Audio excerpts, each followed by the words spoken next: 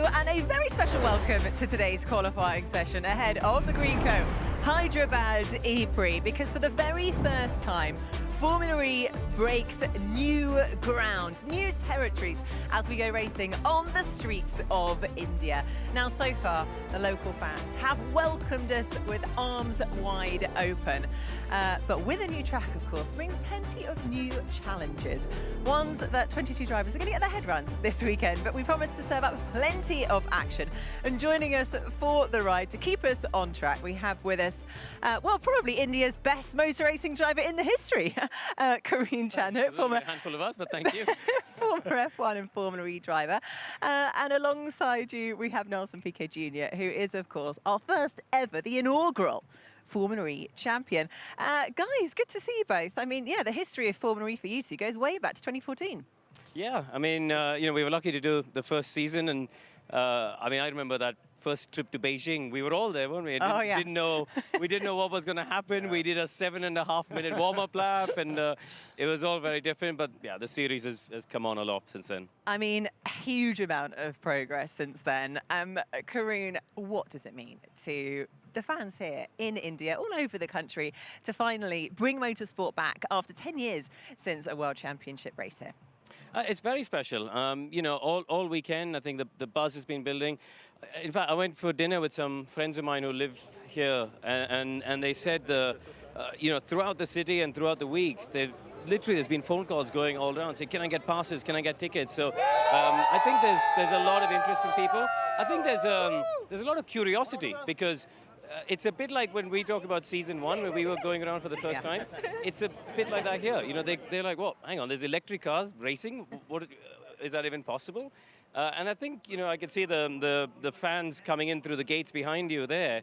It's going to be a great atmosphere. Yeah, I mean, it really does seem like an impossible feat when you think about what is created here. A street circuit in between parks and lakes and lampposts. It's truly impressive.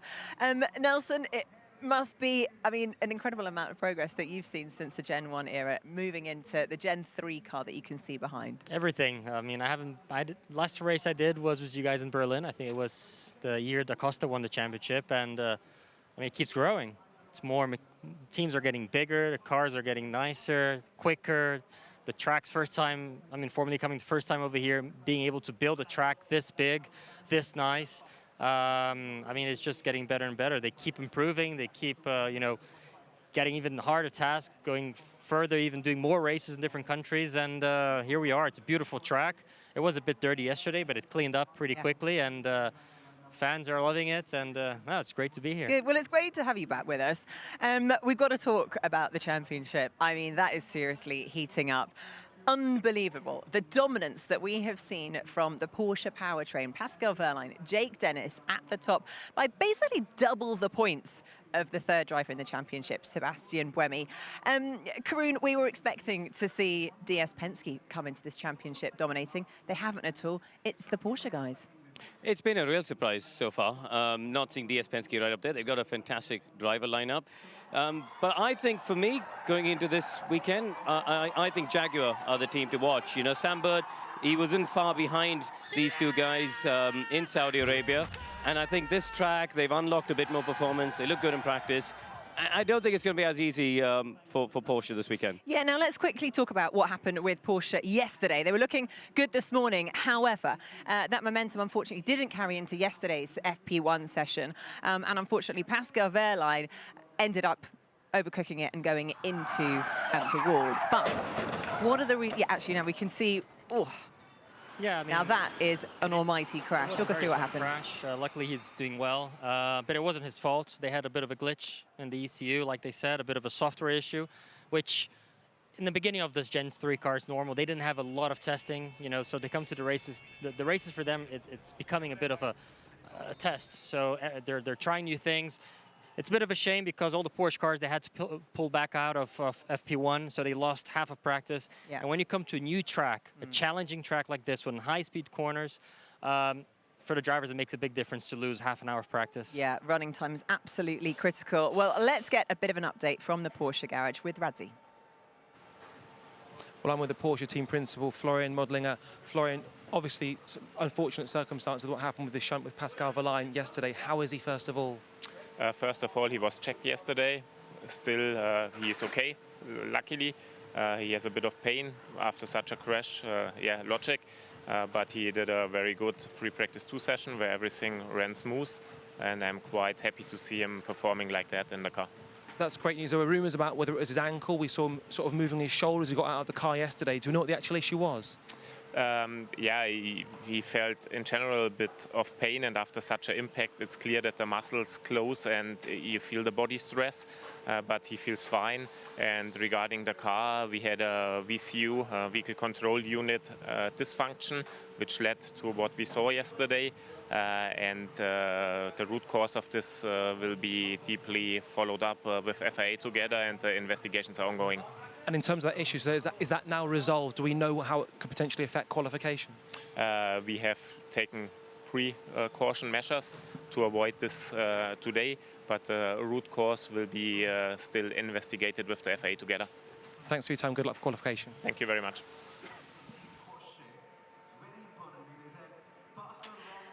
Well, that is great to hear. Great to hear that Pascal Wehrlein is back on track. Obviously, the tension is still rather high in the Porsche garage. It's a difficult one. You know, you mentioned there you get less running time, but Pascal was in 7th in FP2. Do you think that's going to be enough to get a good qualifying position? Look, if I had to put my bets, I wouldn't put in the Porsche cars just because of the lack of running that they had. So the confidence on the driver is not going to be that high. But for sure, the race are going to come. So qualifying is going to start in a second now. I don't know. Where does your bet goes? Where do the bets go? Well, I think Karim made a good point earlier. I think the Jaguar guys are looking strong. You know, Sambert's already had a podium. I feel like I had a chat with him earlier in the weekend. He's feeling positive, but then again... He is doing a much better season this year. I'm happy for him. Exactly, but we don't want to do the commentators' curse. So let's just leave it at that. Well, Doreen, as qualifying 2 gets underway any minute, and we will find out if it could be a Jaguar front row for the first time this season.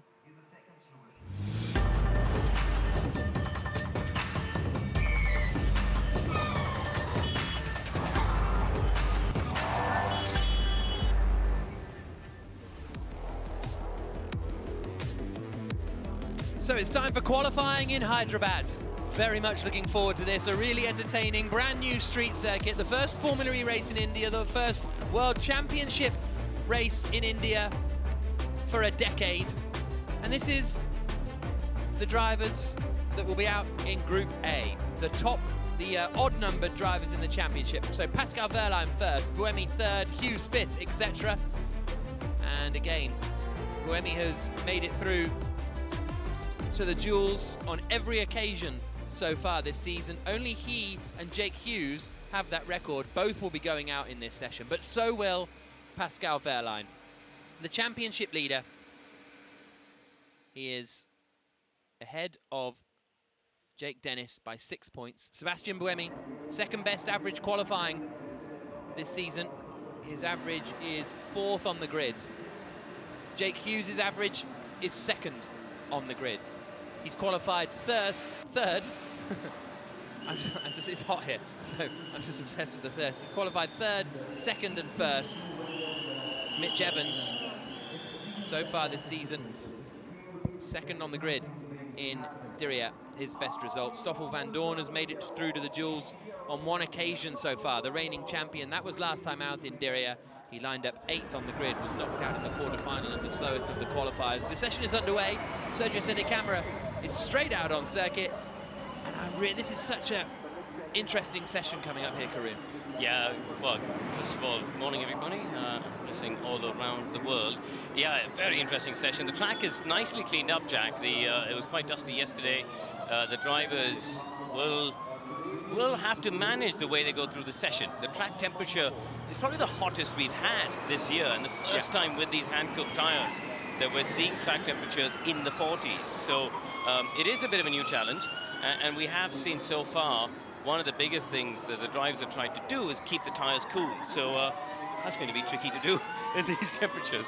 Yeah, exactly. The tires are good they're good for sort of 1 lap, but much more than that, and you're starting to struggle. So we saw in Diriyah, didn't we, drivers doing back-to-back push laps in this group qualifying session. I'd be surprised if we see that particular strategy here. We've also seen in the past teams coming into the pits, waiting for the tyres to cool and then heading out. But the teams are concerned that if they do that, a bit of breeze, the track will get dirty again, and then they won't actually improve if that's what everybody does and comes into the pits for the last few minutes. So I think we're going to see some differing strategies here. Everybody out on circuit. Sergio Sedicamera is going to be the first to set a lap time. Yeah, for anyone who hasn't seen Formula E qualifying before, we have the group stages, and then the top 4 go into the duels for a head-to-head. Sergio Sedicamera charging into the first chicane, bit of a slide through there, and now onto this very long straight. So the other thing that, again, for people who haven't seen it before, is that the drivers have only got 2 sets of tyres allocated for them for the entire day. So they've got to manage, well, the entire weekend, I should say. So they've got to manage how they use those tyres for practice and qualifying. So you've got to think about, you know, are they confident of getting in the duels? How do they keep the tyres cool to make sure they got the right performance for later on as well? But Sedicamera again sliding around in the middle sector of the lap.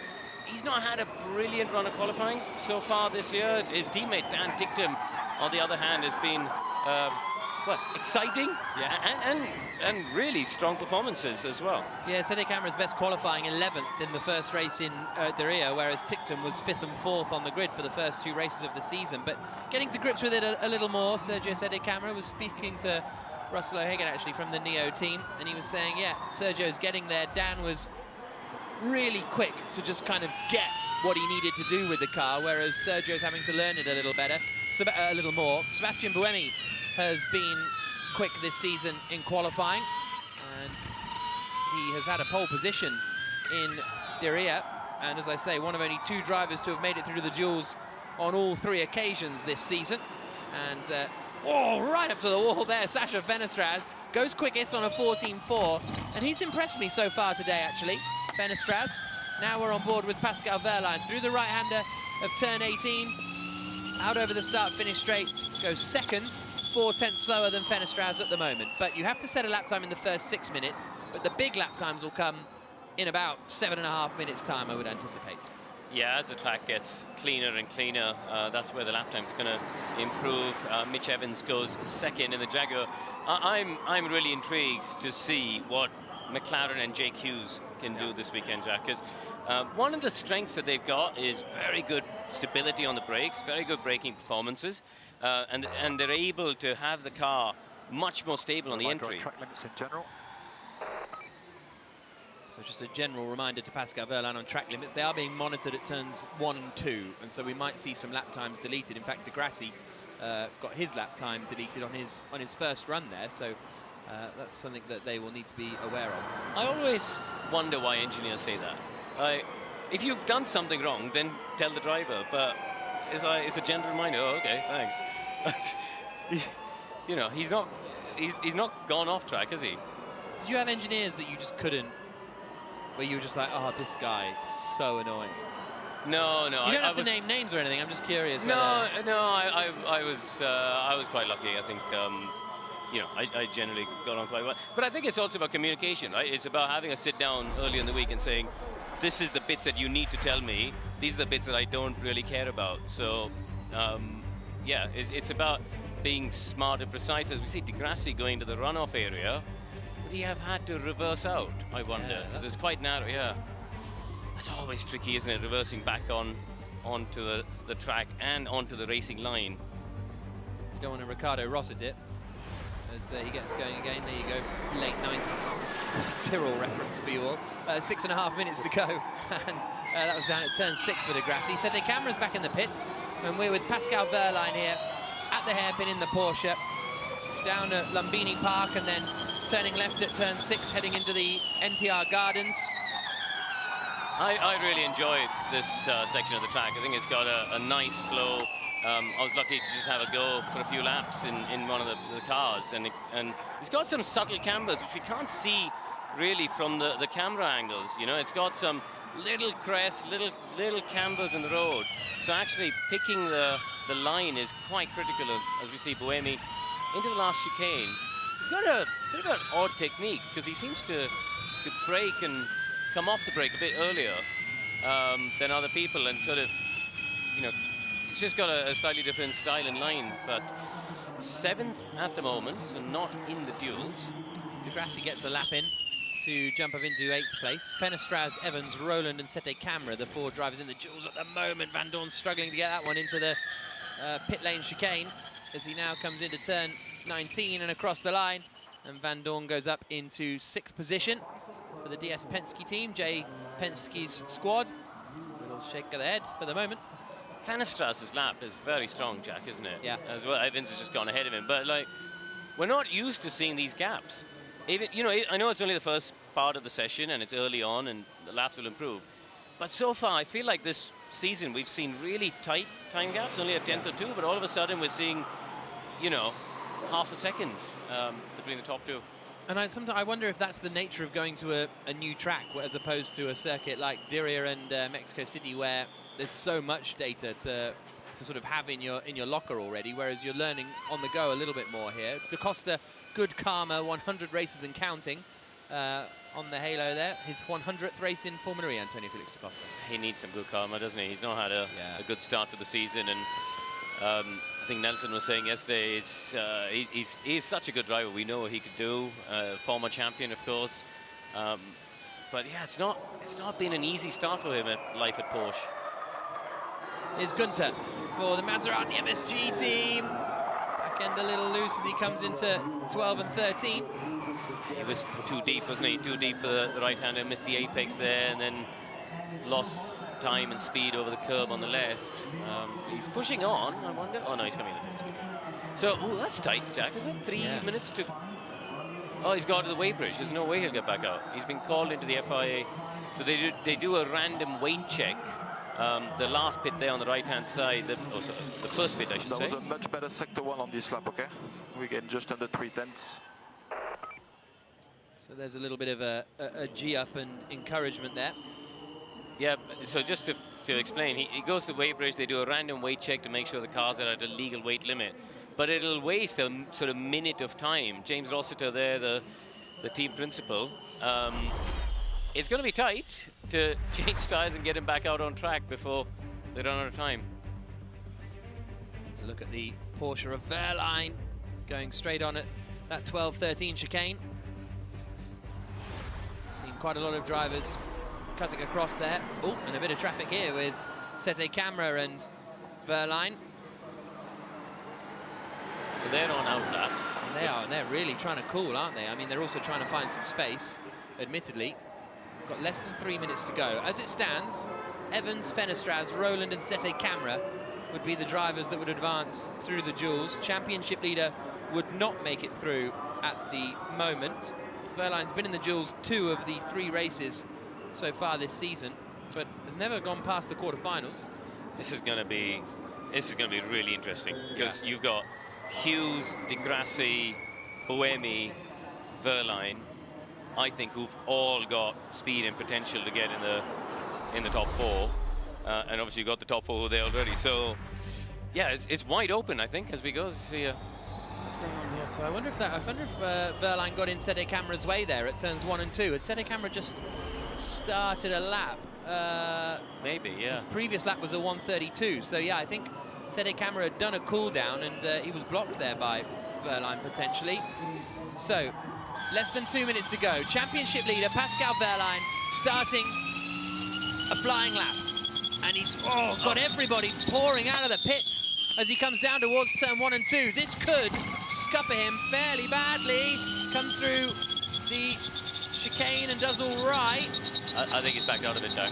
I think he's backed out of it. Yeah. This is what happens when you run what we call out of sync from other people. So, you know, Porsche and Pascal had decided to leave the pits about 1.5 minutes before the other cars, which was their strategy. But then you run the risk of getting that situation with the traffic where people have come out at the last minute. So, yeah, I mean, it's not the end of the world, because he'll just do another slow lap and try and just cool the tires down again and go. But look at this train. It's like the race. Opening lap of the Hyderabad E-Prix. Yeah, very, very busy out there. So this is the Maserati. Now it's going to be the first across the line of Max Gunter. Oh no, it's not. Degrassi's coming through here. So there's a real squabble on to be last on the track. Degrassi's just cracking on in the Mahindra. Comes across the line now and down towards the chicane. Crunches the curb. He might have done track limits there. I think he was all four wheels over there.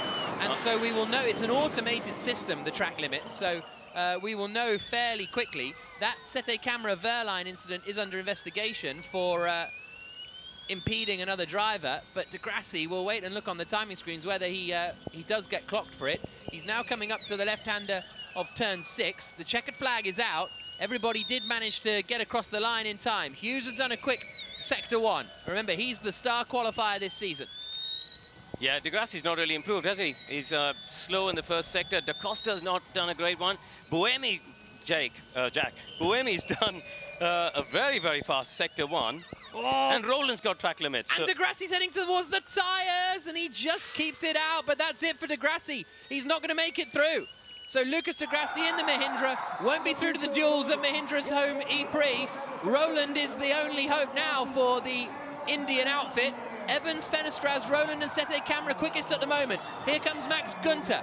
He is coming through these final couple of corners towards the line. Currently, he's about 3/10 down and not improving. He goes up into 3rd place.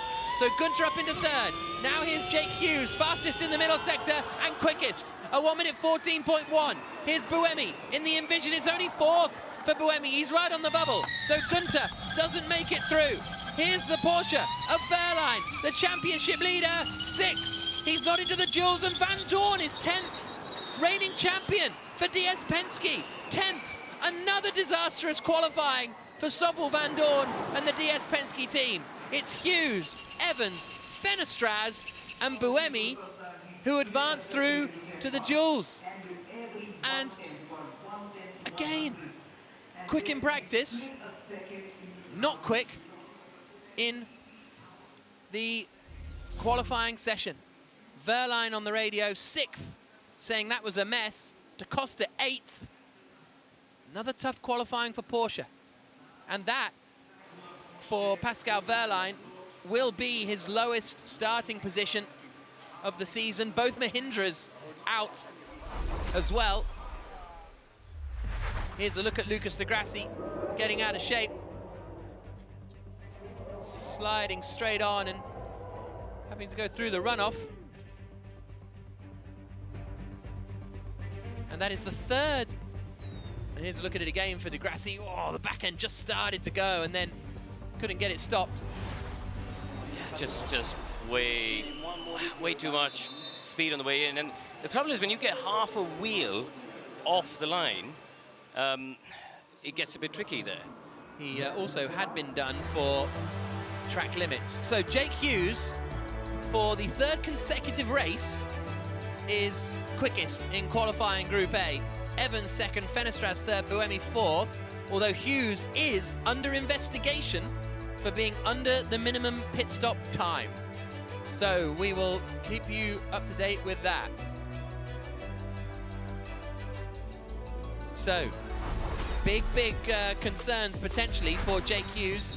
Here's a look at Pascal Verline. Now this was him when he started his flying lap, and everybody, well, he'd already bailed out by this point, hadn't he? Because he just had too much traffic, and that's why he said on the radio that it was a mess. But that didn't really matter because he did a lap later on. Yeah, didn't it? So that wasn't the last lap. The Jake Hughes one is interesting because, I mean, is there a precedent for this, Jack? Because I don't know what the 95 seconds is the sort of minimum time you have to spend in the pits. Sorry, what I meant, like, in terms of penalty. Oh, penalties, yeah. I've not seen anyone penalised for that before. Maybe a lap time deletion or something like that. We'll get an update from race control as soon as we get it. Let's head down to the pit lane. Nikki's there. I am indeed. Jake Hughes, again, in his rookie season. I mean, he's qualified P3, P2, P1. This is just phenomenal. He's unstoppable in qualifying. Good team, good driver. I mean, he's on it. I mean, he got the car pretty quickly. I mean, he got used to the car, to the new technology and everything. Really impressed with him. but it was, what a qualifying session It was. Yeah, not so good for Pascal Wehrlein, obviously getting caught in traffic. I mean, that just shows how timing of just leaving the pit lane is so critical. Yeah, but it wasn't only that. I mean, missing first practice, FP1, didn't help them at all. This is such a tricky track, so hard, high-speed corners, that missing first practice really got them a step back. So, I mean, I don't know. It was something for qualifying would have been difficult for the Porsche drivers, having missed half of practice. So, but yeah, it is what it is. It is indeed. Yeah, we just saw Stoffel van Dorn walk past us. Obviously, not very happy. Hugely disappointing for him. Yet again, just cannot find that qualifying pace. I mean, at this point, can they turn things around? I mean, they'll try. I'm sure they have very good people working over here. They've won 2 championships, this team already, 3 actually. I'm sure they're going to be working hard to just turn things around, understand. We have the second car going out soon. Yeah. So let's see what happens. I think Stoffel's a very good driver. I'm sure it's going to sort it out. He's going to claw it back. He is a world champion, of course. Right, let's go back to Jack. So, thank you, Nicky. It was for Hughes, the minimum pit stop time is 100 seconds, and Hughes was in for 95. So just to correct myself. Second group is underway. This is the Avalanche Andretti of Andre Lotterer coming down to the hairpin at turn 3. So we've got the second place man in the championship, Jake Dennis, out in this group, but he, along with Pascal Wehrlein and the other Porsche and Andretti drivers, missed free practice 1 yesterday and didn't have a huge amount of pace in free practice 2, but if anyone can pull a lap out of nowhere over 1 lap, Dennis is a strong candidate for that. Yeah, but this guy's my favorite for pole today, I think. Sam Bird, I think he's rediscovered his form. He's driving well this weekend. He's very comfortable in the car, and I think the car is well suited to this track layout. And that flowing middle sector of the lap, they do seem to have a really good balance to give the drivers confidence. See Jake Dennis aggressively turning the wheel, trying to generate some front tire temperature. Big gap behind Bird if you want it, big gap. So what they're trying to do is, you see, Dennis really turning the steering wheel aggressively, is to generate heat in the front tires, but at the same time, they're trying to keep the rear tires cool. So, yeah, it's a challenge as Andre Lotterer turns into the first quick chicane and carries down towards the turn 3 hairpin. I think that the braking for this hairpin is super tricky because there's a slight kink in the road. And if you get your wheels just a little bit offline on the dust on the left-hand side, it's so easy to just go deep and miss that apex. So everybody out on circuit now. Lotterer coming through the left-hander of turn 6 and into NTR Gardens. He has struggled more than Dennis in qualifying this year. Andre Lotterer was 4th on the grid for the opening race in Mexico City, but then 15th and 18th in Diriyah. Clatters those curves at 12 and 13. Yeah, he needs a good quality today, doesn't he, Andre? To, as you said, he started off okay, and then it's gone away from him. And worryingly for him, he's been outperformed by his teammate quite heavily. But so far, not looking like a great lap. Track limits for Sam Bird and Edo Mortara, so their laps will be deleted. 15.1 for Lotterer is not a great lap. Muller a bit closer to the pace we expect to see at a 14.5. There was a 14.1 for Hughes in that first part of qualifying. As we go on board here with Jake Dennis. And he's not pushing here, is he? No. No. So he did a yeah, he's been cruising this whole lap, so maybe he's winding up to go now at turn 18. Yeah, it'll be nice to stick with him because obviously one of the main title contenders in this year's championship, and he's got a good opportunity here to get some points over his rival Pascal Wehrlein. Jean-Eric Verne is the only driver to keep the candle burning for DS Penske after Stoffel van Dorn 10th quickest in that first session, and Verne does a 14.0. Very, very positive that for Jean-Eric Verne. René Rast comes through to do a 14.1, 300 slower than Verne. Muller still there in 3rd. As we say, the quicker times will come towards the end of the session, I imagine. As we go with Jake Dennis, who is 4/10 down in the first sector. Through the middle sector now at turn 11, and he's half a second away.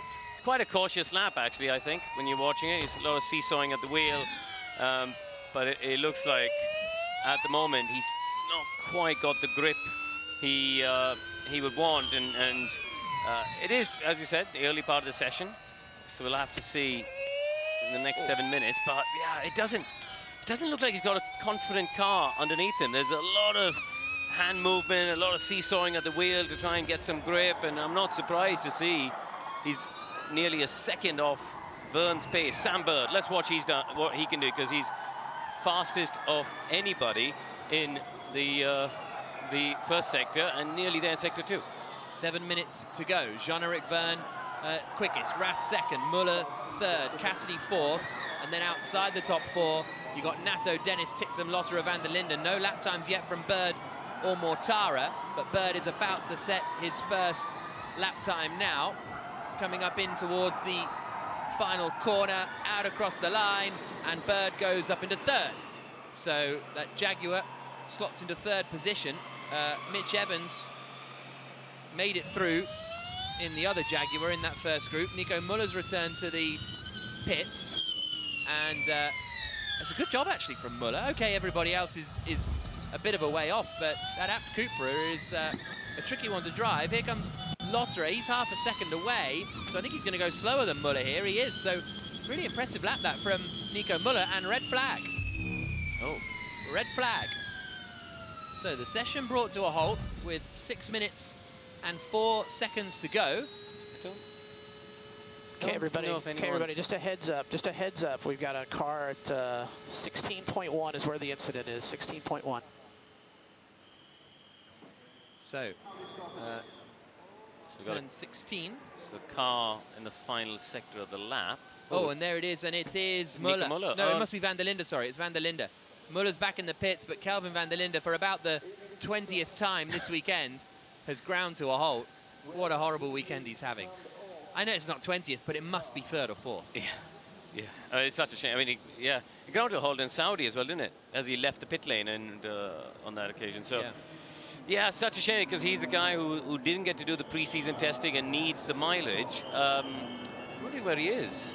Oh, there, in the runoff area of 16. So he's near the pit entry. Hopefully, they can just push him into the pit lane, actually, and we won't have a very long red flag. But in the meantime, let's look at what happened here, Jack.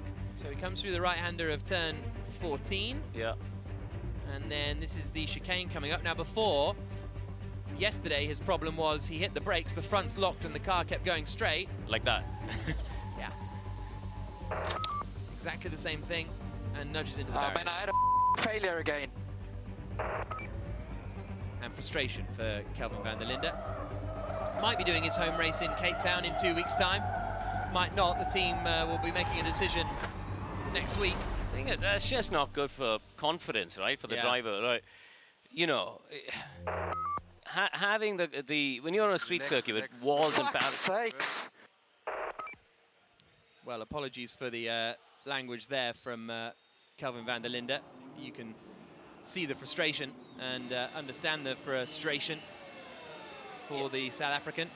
Yeah, as I was saying, I think, you know, for a driver, when you've got walls and barriers close by, you need confidence. You need to know when you're going to press the brake pedal, the car's going to stop, and you're not going to be sliding towards the wall. If you were Kelvin at the moment, you can't have that confidence. So, frustration. 6 minutes to go. So everybody's got their lap time in. So, and Jake Hughes cancelled 2 best lap times for not respecting the minimum pit stop time. So Hughes has his 2 best lap times cancelled, and that will promote Max Günther into the duels.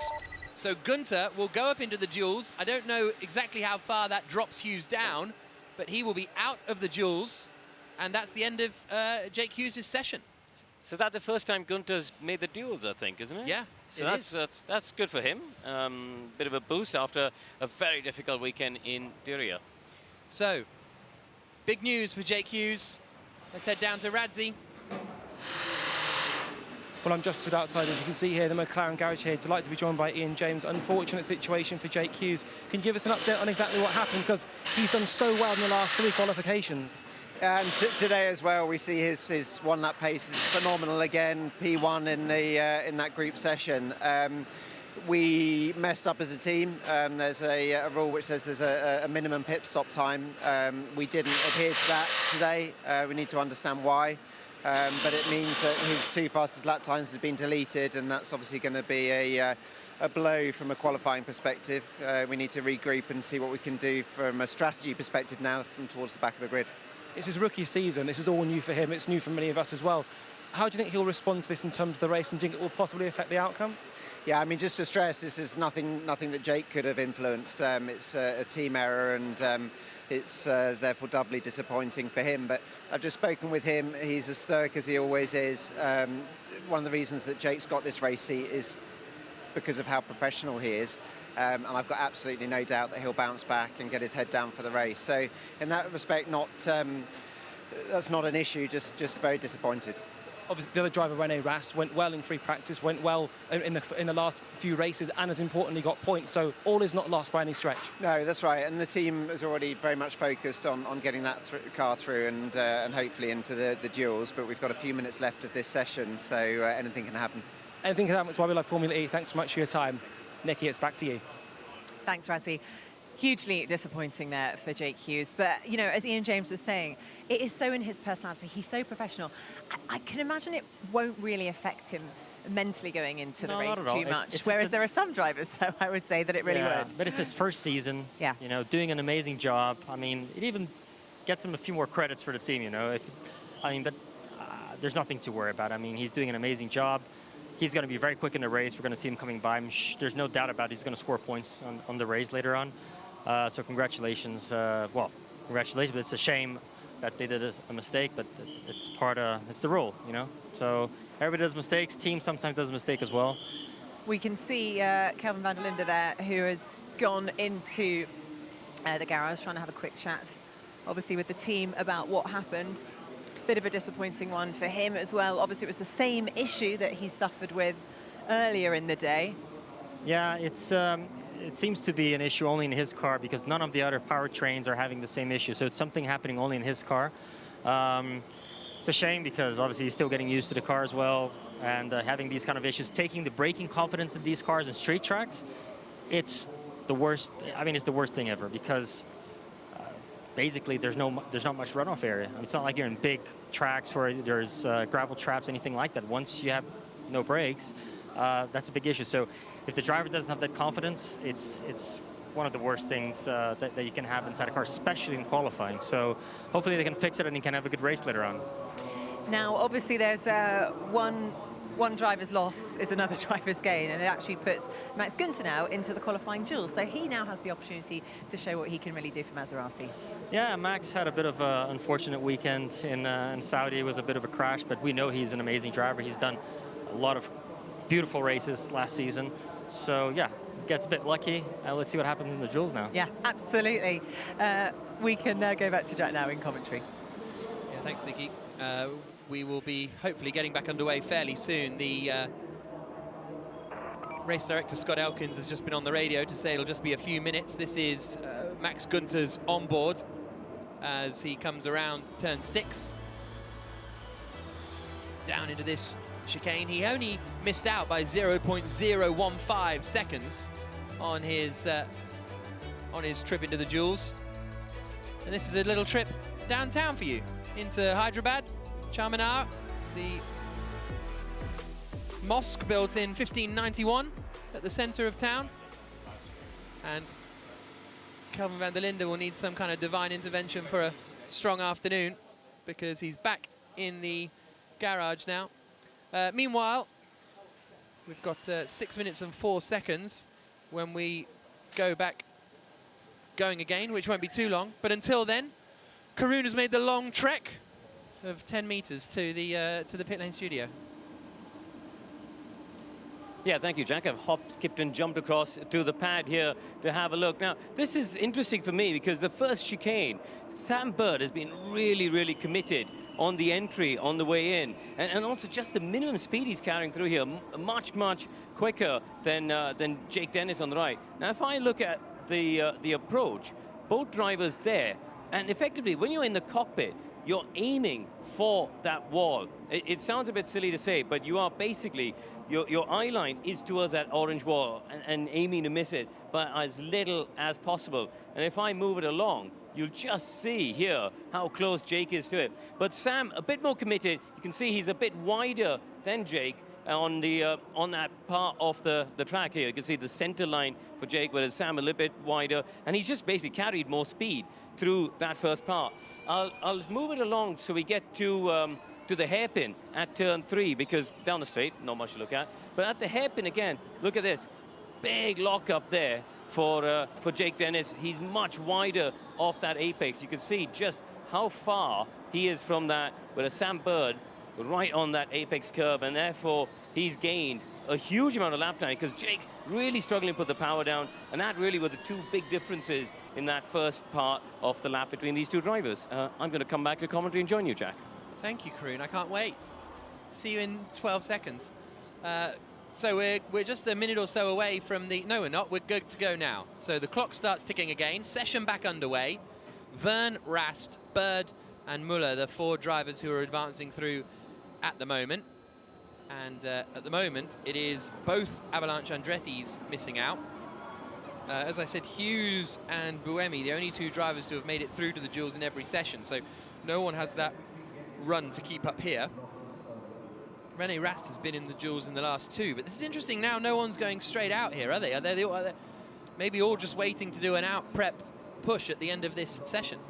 Yeah, I think so. I think there's not quite enough time to go out, come back and change tires. So they would have all, I think, changed tires during this red flag, and then just bide their time, because what do they need? You know, they need to go out with probably 2 and a bit minutes to do a slow out lap if they wanted to. So if you went now, you could do a 2-minute lap, a fast lap, and another sort of minute and 40 lap to get 2 timed ones in. Yeah. So we'll see what, maybe do 2 build laps or something like that for these drivers. Less than 5 minutes to go. Vern and Rast are the only 2 still in the pit lane. Everybody else has departed. Norman Nato. So we think we might be doing out push, cool push is the theory for the drivers that have gone out now. But remains to be seen. 4 minutes and 20 seconds to go. Nick Cassidy looked fairly pacey in free practice earlier on. His teammate Sebastian Buemi in the other green Envision already through to the duels. Cass hasn't made it through yet this season. No dual appearances for the New Zealander, who took his first Formula E victory in New York last year. Into the chicane. And maybe about to push. Let's have a look through the final corner and across the line. Nick Cassidy, rumoured to be heading off to do some IndyCar stuff as well, alongside his Formula E program. But at the moment, his sights will be firmly focused on the braking point for turn 3. How deep does he dare go? As we see in the bottom right corner, Andre Lautra's on board, and there he is coming into that same turn 3 hairpin. Good line through there, keeps it nice and tight on the inside apex, as we see Cassidy on the run up to the left-hand at turn 6, Jack. Still René Rast in the pits. So he must just be doing, oh, big slide there from Cassidy. Vern's only just left the pit lane. Well, actually, Vern's just come across the line, but Rast maybe just doing out push. So that's an interesting one for the McLaren squad. At the moment, it's Vern, Rast, Bird and Muller who will be going through. I think Lautra's lap is going to get deleted for track limits here, as is Sam Bird, or maybe they're all just coming out of pits. Yeah, I'll keep an eye on. Well, no, 23-0. I think Bird maybe has been done for track limits. Rast leaves the pit lane now. The only track limits venue is at turns 1 and 2 at the Sagar chicane. 4th for Cassidy, so he's into the duels and knocks Nico Müller out for the moment. Lotto across the line, but this lap will not count. He's backed out of it. 4 seconds off, trying to cool the tires. Nato only 6th. Edo Mortara, can he get in to the top 4? Good final sector, but not quite good enough across the lap. Now Sam Bird, 3rd quickest currently, but that lap time doesn't count because of the track limits. Here comes Jake Dennis out of the final corner. It's only 6th fastest, less than 0.3 of a second away from Jean-Eric Vergne. Vergne's been done for track limits also, so everyone really struggling down at turns 1 and 2 when they're trying to put the pace in for these final all-important laps. I don't think the word is struggling. I think they're getting greedy. What? True. Speaking and thinking like a racing driver, I'm pretty sure that's what's going on. Yeah, exactly. Roger Griffiths there at Avalanche Andretti. Both of his cars out as it stands, 6th and 10th currently. Rast is on his out lap, so this will just be one push lap for René Rast in the McLaren, and he might have a bit of traffic trouble here because I think he's going to be first across the line, and everybody else has got 1:20 in order to get round, so it could be a tricky one here for the McLaren. Keep on running at the talent.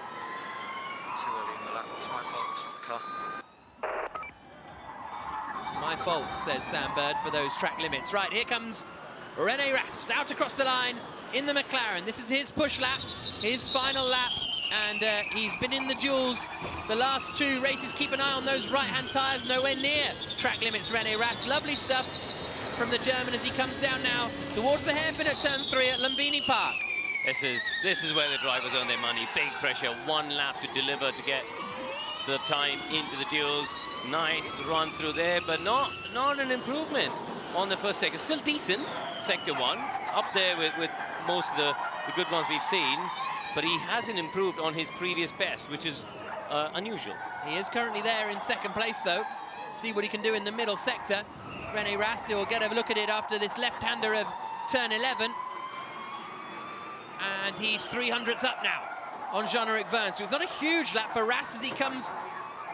Oh, that was good. I thought the line he picked through there was very, very good. We want to be seeing him up to the final chicane. If he can hook the curb up well at the apex of 17 and then get a tidy end to this lap, I think this could be an improvement in the final sector. Checker flag is out, so these will be the final lap times coming in. Rast the first across the line, he goes quickest, only by 0.004 of a second to 14.091. Mortara is up in sector 1. Bird, Cassidy, Dennis, they're all pretty much nowhere at the moment. We're on board with Cassidy in 4th spot. He's 0.3 down on René Rast. They're struggling to find improvement here. As I said, with that red flag, the track will have got a little bit dustier, a little bit dirtier, and maybe conditions are slipping away. Cassidy doesn't improve, remains in 4th position. No one out there is really improving currently. Now here comes Lotterer, remains in 10th, slowest in the session. Norman Nato across the line in 7th position, gets ahead of Ticktum, who's been quiet, and Ticktum's done track limits, and Mortara gets up into the top 4. Edo Mortara, will he get into the duels? Can anyone out there stop him? Here comes Jean-Eric Vergne through the final corner, 2nd quickest at the moment, doesn't improve, but remains in 2nd place, and everyone's taken the checkered flag. Rast, Vergne, Bird, Mortara, the 4 drivers into the duels.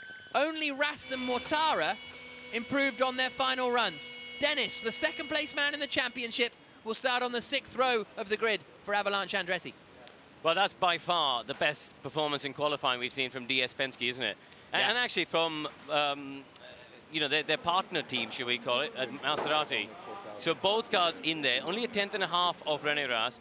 Yeah, that is exactly what we were expecting to see, Jack, back in Valencia. Are we out? Stand by. Well done, mate. That's P1. P1. Well done. Nice, nice. Good job, boys.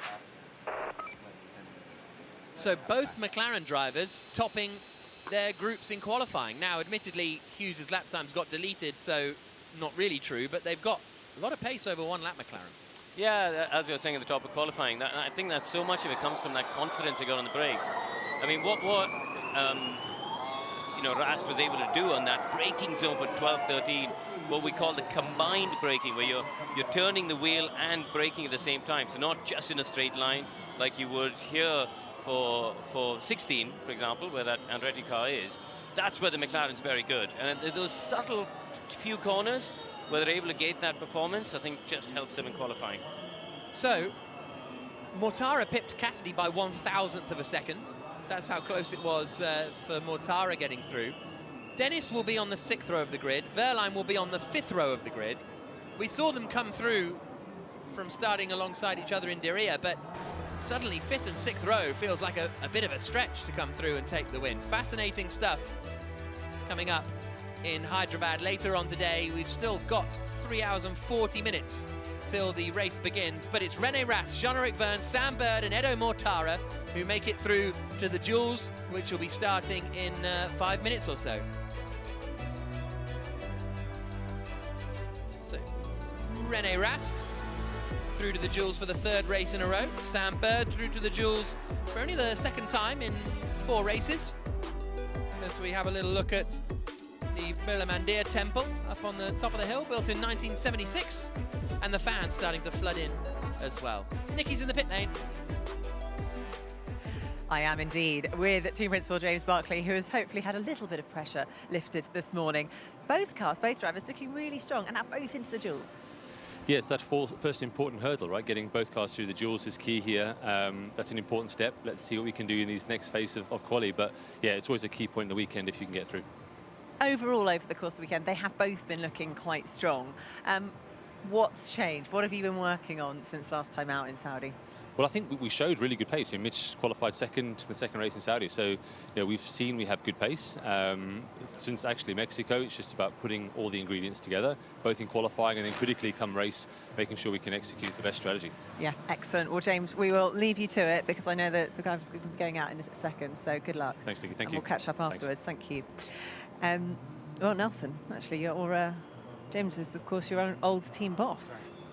Been around I'm not used to being in the camera over here, being with the microphone, so on the way. We don't want you to get run over, in fact, that's Sam coming in right now. But yeah, I mean, this is a fantastic start, isn't it, for Jaguar? Because especially for Sam. I mean, Sam used to be every weekend on the pace now, so he's got his confidence back. He has a good team, he has a good car, so he's going to have a very good season, you know. So I'm looking really forward to it. I'm happy for him. It's always hard being a driver having a bad season because it's something it doesn't seem to finish, you know, and he's turned it around. He's having a great season, and I'm sure he's going to have a great race. Excellent. Well, fingers crossed it all goes well for him in the duels. But for now, let's go down to Radzi. Thank you. I'm just outside the garage here with team principal Jay Penske for obviously DS Penske. So mixed fortunes for yourself. Jev through, Stoffel not gone through. But let's talk about Jev first of all. No duels up to this point. He's finally got across the line. Big moments. Yeah, as he said on the radio when he was coming in, this was a small victory for us that we need to continue. The guys worked awful hard. Jev put together a really good lap. Shows you how close it was, 4,000ths between him and Rast for the quickest in the session, and excited for the next set of duels. In terms of free practice in Mexico and Saudi, partly here, strong performances, but hasn't quite converted to quali and race. What do you put that down to? Yeah, we're still working on this. To be fair, we don't have the exact answer yet. There's a lot of work to do on the 300 laps and just the track evolution from free practice to qualifying. And caught Stoffel out today, and we got to figure this out. Still not where we want to be. Thanks for your time. Race well. All right, thanks. So good news and bad news for the DS Penske team. And beautiful day for it, isn't it? As we get ready to go for the duels. Get involved in the Formulary Predictor if you want. Scan the QR code up on the top left. It'll take you to the Formulary app, and you can play Predictor, and it's live throughout the duels. And I'm led to believe it's a lot of fun. I never played it because obviously I'm here doing this, but you can play it today. Yeah, but I can't play along. I got to concentrate, Karun. This is serious business. What are you doing for 3 hours between qualifying and the race? Oh yeah, but I mean like live as we're going. That's all. Oh, what's that? Is that some goat? What is that? Goats in the back of that van up there? I think it is at the top left. I think it's goats in the back, and some water bottles. All the flyover. That's down at turn 3, and a bit busy on the roads at the moment. But it's going to be very action-packed on the Formula E race track shortly. I've just noticed something. We haven't got any Porsche powertrain cars in the duels, have we? No, you're correct. So, I mean, the impact of missing yesterday's practice session, for anyone who weren't watching the coverage yesterday, Pascal Wehrlein had a huge accident where they had a bit of an issue with the throttle getting stuck open, sent him into the wall, and then both the Andretti cars as well as Pascal's teammate, Antonio Felix Acosta, was parked for precautionary reasons. So, you know, they missed 50% of the track time in terms of practice, and that's really, really impacted them. First race in Diriyah, there was no Porsche powertrain. Right, here we go. Quarterfinal one. Sebastian Buemi versus Sasha Fenestraz. Envision versus Nissan. And on the predictor vote, you guys reckon Buemi is going to win this one? Well, he has been very impressive in qualifying so far this season. Sebastian Buemi, he's made it through to the quarterfinals in every race. He's the only driver now to have been in the duels in every race. Been in the semi-finals twice and the final once. Sasha Fenestraz in the duels for only the second time. I should have played the predictor game. Really? I feel like I've done quite well. Like at the start, I said to Nikki at the top of the show, yeah, I thought this is a track that's going to suit the Jaguar powertrain cars, and 3 out of the 4 of them were in the duels. Okay, well, next time we show the QR code, get your phone out. Okay. Scan it. I can't. I'm concentrating on qualifying. But you're not concentrating. Right.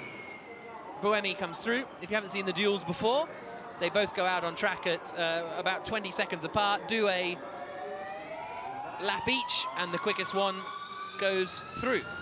So what is challenging here is the sun's been beating down on the track, and the track temperature is getting hotter and hotter and hotter. So the drivers, A, have got to contend with that change in track conditions. B, when you get to the duels, they use a higher power mode. So in the group stages, they use a power mode at 300 kilowatts. And here in the duels, they're up to 350. Scenario 6, full focus on tire heating. Full focus on the tyre heating is the message to Sasha Fenestraz. That engineer looked very focused, didn't he? Yeah. He's not playing predictor. He's not playing predictor. That's for sure. But if he would be voting for Fenestraz, I imagine. Right, there's Sylvain Filippi, Managing Director of Envision. Here comes Buemi. He's going to be first across the line then. Come on. The joint most poles in Formula E history, Sebastian Buemi. Let's play mini predictor. I'm going to say Fenestraz, so you go Buemi. Okay, fine. Okay. Here we go. Not sure predictor works if you just tell me what I'm predicting, but we'll move on. Here comes Fenestraz out of the final corner now to start his lap. And down towards the Sagar chicane. Keep an eye on the gaps. They'll be pretty small at the start because it's just a straight line. Buemi, is he getting that stopped? Oh, he is. That was good. There's a lot of movement underneath him there, but he did very well to get the braking done and get the nose into the apex, up into turn 6. How close is he to that inside wall? The answer is very. Fenestraz a little bit quicker through turn 3 hairpin, so he's nearly 2/10 down after the first chicane, but he's pulled a little bit of time back, so this middle sector is going to be critical now. Gap extends a little. Fenestraz dropping back slightly. Gained so much time through that first chicane. Sebastian Buemi through the right-hander of turn 14, and Fenestraz closes the gap now to just 0.02 of a second. Buemi ahead on track. Fenestraz looking neat and tidy on the inset in the bottom right. This is going to be a close one. Fenestraz has got his nose ahead. Through the final corner comes Buemi, does a 13.599. Fenestraz clunks over the curbs. The gap's just 1/100th of a second. Which of these two is going to be through to the semi-finals? It's Buemi by a 10th. Sebastian Buemi into the semi-finals once again for the 3rd time this season. I asked Sylvain Filippi at the airport on whenever it was, Tuesday, did you ever have any doubts about signing Buemi after the last couple of years? He said, no, no doubts. It was a very neat and tidy lap. On a track where you have to get into a bit of a rhythm, especially in that middle sector where one corner comes after the other so quickly. And he really looked like he was hooked up there, particularly into 11, 12, 13. I thought Buemi was really in a good zone around there. Right, Gunther versus Evans. Jack, go on, you can have dibs on this one. Okay, I will go... Oh, Evans. I think it's Evans. I think this one's Evans. I mean, I also think it's Evans, but just for... No, but the way it works is I tell you what you think. Yeah, That's so to be a good sport. So I think you predict Gunther. Right, let's see what happens then. And Gunter across the line first, down towards the chicane. Throws it in. Oh, might have done track limits there. That was really, really aggressive from Max Gunter. Well, as you would expect from the German. Evans now starts his lap in the black and white Jag. Down into the first corner. He was quite cautious, Evans, wasn't he, coming into that first corner? I wonder if they, you know, gave him a bit of a heads up to make sure that he got through there cleanly. Gunter now through 6, Evans at the hairpin of 3, and he's up by a quarter of a second. That is a huge margin. Not entirely unexpected. I think Evans has got to be one of the favourites for pole, frankly, as we get through the duel. So, yeah, he's trying. Oh, Gunter's off. Wide from Gunter, and he's now 4 tenths away from Mitch Evans. So if Evans keeps it neat and tidy, he should be able to advance through to the semi-finals. Gunter into the pit chicane, half a second behind Evans. Evans through turn 14, neat and tidy. It's a 14.6 for Max Gunter. That's a second slower than Sasha Fenestraz. So we obviously saw the errors there from Gunter. Here comes Evans across the line. And he goes through into the semi-finals with a 13.5, fractionally quicker than Sebastian Buemi, who he will face in the semi-finals. So Mitch Evans through to the semis, and Max Gunter eliminated in his first duel of the season. Next up, it's Sam Bird versus Jean-Eric Verne. Predictor says 80-20. As two big hitters in Formula E, the two drivers who fought it out for the Season 4 title go head-to-head. Pretty sure it was Season 4. Your memory's very good. I'm not going to doubt that. Okay, Saunders has confirmed it was Season 4. Yeah, but he needs a Wikipedia page. It's just in your head. Yeah. So, Bird versus Verne. We've already got one Jaguar through into the semi-finals. And this is to be in the other semi-finals. So there's a chance of a Jaguar head-to-head in the final as they come into the chicane and out of the final turn in a couple of moments' time. So look over the Sagar and Bird. Very wide at that first chicane.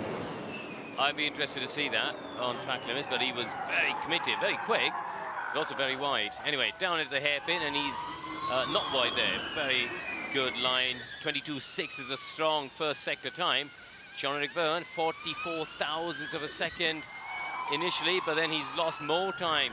Quarter of a second down at that hairpin. So Sam Bird with a big advantage as they head through this middle part of the lap now, coming through 8, 9, and 10, and up towards the medium speed left-hander at turn 11 before this extremely tricky braking. Watch the rear of the car, just dancing around.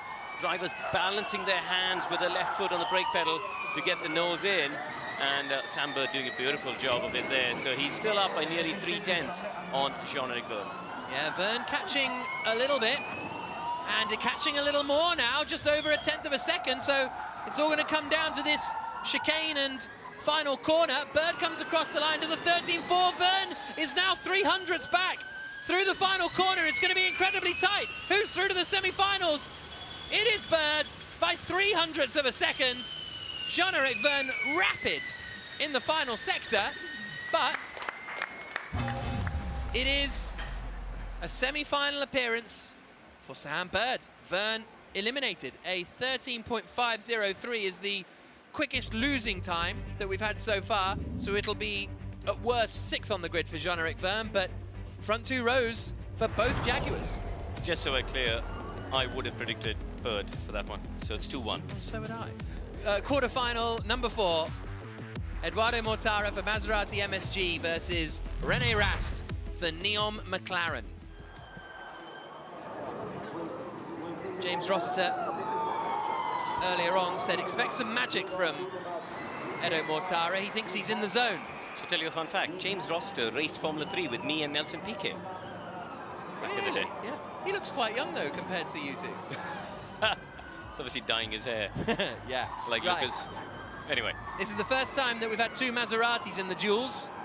They achieved it last year under the name Venturi, but now Maserati MSG have two cars in the duels. René Rast attempting to maintain McLaren's record of being in the semi-final at every race so far this season.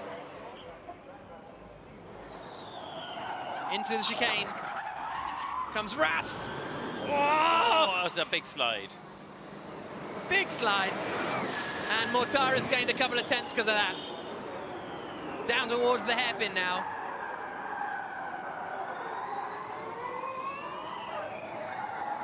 Through the chicane, and now through the left-hander of turn 11. Wow, Rast has closed the gap massively. It was 2 tenths after that slide, and now Rast is ahead by 200ths. Mortara's hustling though. He took a very wide line, Jack, in the entry into 12. Surprised on the edge of the dust, but he managed to find some grip. But Rast slightly ahead, 33 thousandths. Gap has stabilized. Now a little Rast off. Rast bouncing over the curbs, down at 12 and 13. And that's half a second. And Mortara comes across the line, and that should be enough to see him through into the semi-finals. Rast into the pit chicane, gap up to 6 tenths now. Fighting the rear of the car after getting some dirt going off the circuit. And Mortara is through. Eduardo Mortara for Maserati MSG, the winner of the quarterfinal.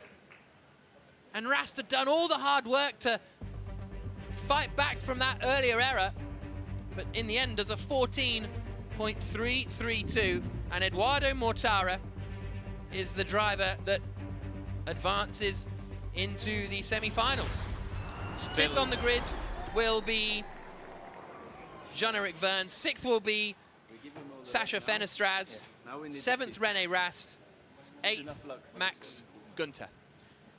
Still all three Jaguar powertrains who started this duel stage of qualifying into the semi-finals. So this man, Edo Mortara, is he'll be happy with that, Jack, won't he? I mean, it's a good recovery for him. Yeah. It's not been a great start to the season, and for him to be fourth at worst on the grid, Rast there, big slide. It was going okay. I think he lost a little bit of time. It was the first corner, Karim. No, but he lost a little bit of time. It was going okay till he got to that 12-13 chicane, wasn't it? And that's where we're going on board here. Watch as he starts to brake. And he was a bit too wide, I think. He's just slightly half a car's width away from the racing line. And as soon as you do that, the left-hand tires just get a little bit of dust, and he lost the rear end, as we see Alejandro Agag doing a technical debrief with Ian James at McLaren. And that was that sequence of corners where Rast was so good in the previous run, in the duels, in the group stages. Formula E founder and chairman Alejandro Agag. I think McLaren will be a bit disappointed, aren't they? Because they've been the in-form team when it comes to qualifying. And first time they haven't been through to the semi-finals. Yeah. This season. Although Ian James doesn't seem to get upset about anything. He seems pretty... No, and I've really tried.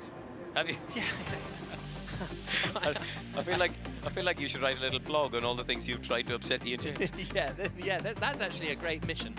It's my mission for the after party.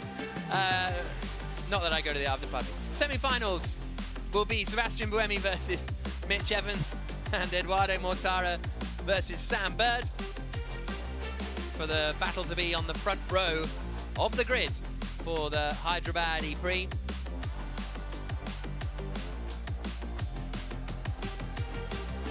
So, a few minutes until the semis get underway. Buemi versus Evans and Mortara versus Bird. The grandstand's filling up nicely. So let's get a bit of reaction from those entertaining quarterfinals. Nikki? Well, this is just getting more and more exciting for Jaguar TCS.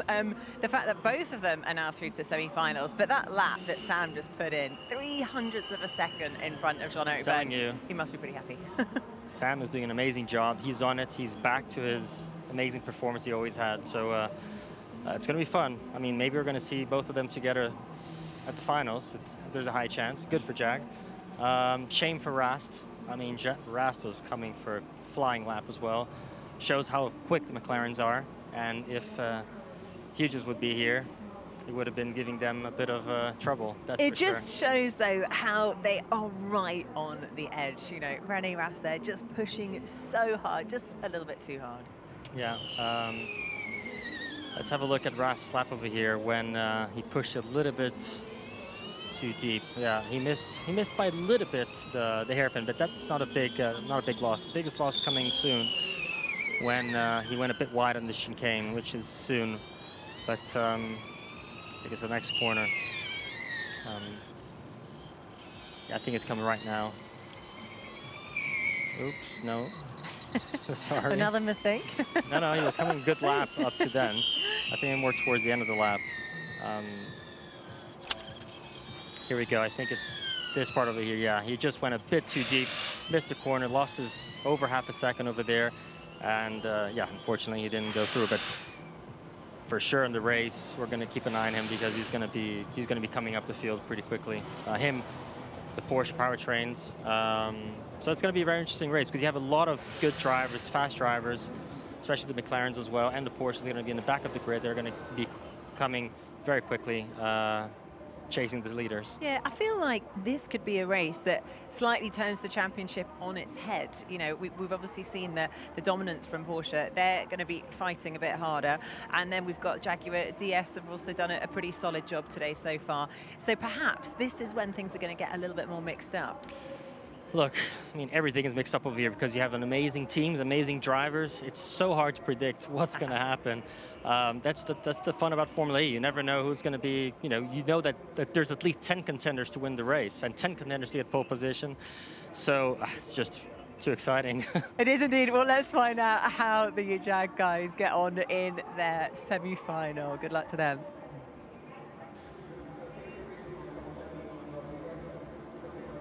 So a few minutes away from the semi-finals beginning, the battle for the front row for the Hyderabad E-Prix. It'll be Sebastian Buemi versus Mitch Evans, and it'll be Eduardo Mortara versus Sam Bird. As we get ready for these duels, which will be, they'll be tight ones, because Buemi's been on such good form this season, and after beating Sasha Fenestraz, he will be facing Mitch Evans, who beat Max Günther. Then it'll be Bird versus Mortara after Bird beat Jean-Eric Byrne in what was a very, very close duel. And Mortara beat René Rast in what slipped away a little from Rast. Well, both at the first chicane and at turns 12 and 13. Both are guaranteed a place on the front two rows of the grid. So we're having a look here at Sam Bird. Now his lap is under investigation for turn 1. Yeah, the track limits. It's on the edge, isn't it? Tight. That's tight. I just want to run over to the pad and have a look and pause it. Maybe that's a really, really, really tight one. That so. Well, so it is automatically done, but we think it could have been the outlap that's actually under investigation for Bird. So something with Sam Bird is under investigation, but it's Buemi versus Evans first of all, and Mitch Evans is getting ready to head out there, second on the grid in the last race in Diriyah. Ended up slipping back a little as the race unfolded and finished in 7th place. Sebastian Buemi has a pole already this season, has the record of most front row starts in Formula E, and if he gets pole, will have the record of most poles in Formula E that he will have fought back. He lost it I think he lost it last season. Oh, come on, Karun, help me out. Do you have no knowledge in your locker? You're hearing for the driving, not for the numbers. Yeah, I'm here for the driving. Lost it to Jean-Eric Verne, and now they are equal after that pole in Diriyah. A look around this. Oh, everyone's going under the shade. That's wise. It's pretty smart. Just got to mind the bats over on that far part of the circuit. Because, who was it? It was Saunders saying earlier that they're fruit bats, so they're awake in the day because they don't get hunted or something. Ah, so look, Jean-Eric Verne is waiting just in case, because he knows Sam Bird's under investigation, so he's waiting and ready to go just in case he gets a last-minute call to head out, because we've seen that before, haven't we? Was it Oliver Rowland, I think, got a last-minute promotion into the duels and ended up having to run around and grab his gloves and hurry out in Monaco. Formula E predictor, of course, keeps going throughout the session, so you can play along live.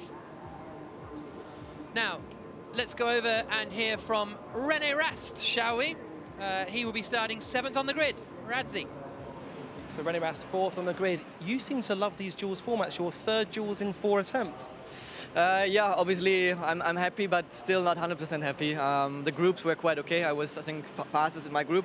But then on the 350 lap, just couldn't really put it together. Made too many mistakes. Was fighting the car a bit too much. So yeah, unfortunately not in pole position, but still a good result. So 4th row, 7th on the grid. In terms of the race, you keep improving race by race. Is your confidence going up with it? Yeah, I feel definitely better and better in the car. It's quite a different car compared to what I'm used to. So I still, get more comfortable every session. But obviously, would be nice to at one point be in the 1st row. Unfortunately, the situation with Jake Hughes, obviously nothing to do with him. But do you know how he is in terms of mentally? I haven't seen him actually, but it's obviously, very, very unlucky. Things like that shouldn't happen, but sometimes in the heat of the moment, things like that happen. Well, no doubt you'll both battle. Have a good race. Thank you. Have fun. So good to hear from René Rast, who will be in for a strong race later on. Sam Bird on the radio, while we were hearing from René Rast, asked, why is Jev sitting in his car still? So obviously the Bird doesn't know yet that he is under investigation, and so now a bit busted. Yeah, if I'm honest, I'm somewhat confused because it's a pretty straightforward thing to look at, isn't it? There's a point at which the car either is or isn't all 4 wheels beyond the white line. So, yeah, I'm a little bit surprised it's taken this long to come to a conclusion on that. We'll keep you up to date as soon as we find anything out, as the next duels are about to get underway with Sebastian Buemi versus Mitch Evans.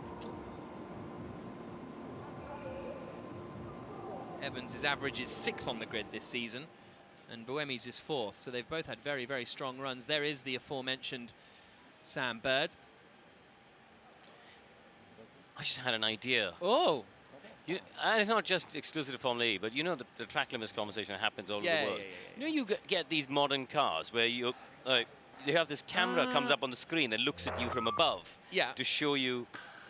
Here's Bird's radio. Please. Some kind of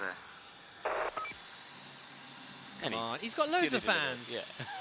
He's got loads of fans, Sam Bird. You're getting them dad jokes. Good. Yeah, exactly. But no, if you had that overhead camera, yeah, that shows you the traffic around you, if people get close to you when you're driving on the road, especially in India. If you had something similar from a racing context, it'll be so easy to see if people are on the white line, wouldn't it? Yeah. Or you could have the thing, where if you're drifting over the white line and it steers you back the other way, we just put that in the Formula E car. No, you so can't have if you're that. getting to track limits, it just goes and sends you back the other way. That's genius. No, it's not genius. That's what genius looks like. This is why you should not work in the FIA or be a racing driver. Okay, everyone, this is race control. Apologies for the delay. We're working through some processes here. Just stand by. We're working on some processes, so give us a few more minutes and we'll get everything sorted out. We're working on some judgment calls on the track limits. Thanks. Okay, so the FIA working on some judgment calls on some track. Bird and Mortara have had their quarter-final lap times deleted for track limits. And here we're about to see the reaction in the Jaguar garage and the Maserati MSG garage. And Bird's still sitting in the car. Mortara looking up at the timing screens and waiting for news. So, everybody just trying to work out what's going on. James Rossiter, team principal of Maserati MSG. Yep. Now, both of those, to be fair, both of those laps at the time, when we sort of watched them, yeah, we were both like, oh, he's gone wide, we're waiting for the track limit thing to appear, and it did, so I'm not... I won't be shocked if they got done, if I'm honest. Yeah. I was more surprised that nothing came up. Yeah. And yeah, so both of their lap times deleted as it stands, but what that means for that second semi-final is also interesting, because they were in the same duel. Yeah. So if both of their lap times get deleted, what do you do? Run it, a replay, run it again? Here's Bird's radio. For me, my right-hand tyre was on the line, so I don't know why they're doing that. Yeah, definitely. Bird saying he reckons his right-hand tyre was on the line. Here we go again then. And if we really slow it down here, oh, nah, he's off. He's off. It's a slam dunk, isn't it? Unfortunately for Sam. He was my bet for qualifying to be on pole, but unfortunately for him, that is all four wheels slam dunk. Yeah. And he'll have just seen that replay. And then maybe have a slightly different analysis of the situation. Eduardo Mortara in the Maserati MSG garage.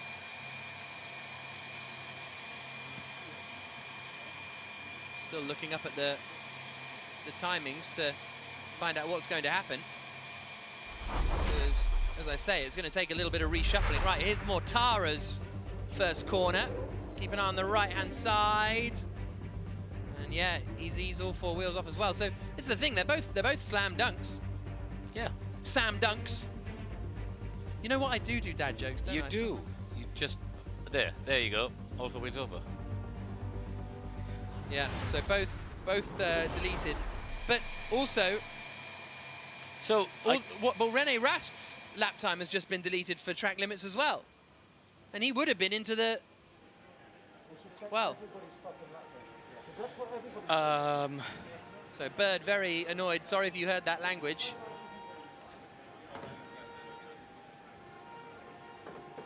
And Bird basically saying they should delete everyone's lap time. Then is sort of his point, but frustrated Bird. Still made it through to the duels. He will therefore, I've got to rewrite all my paperwork here, but such frustration for Sam Bird after looking in a good place. So Rast has his lap tip. Try that one again. Rast has his lap time deleted as well.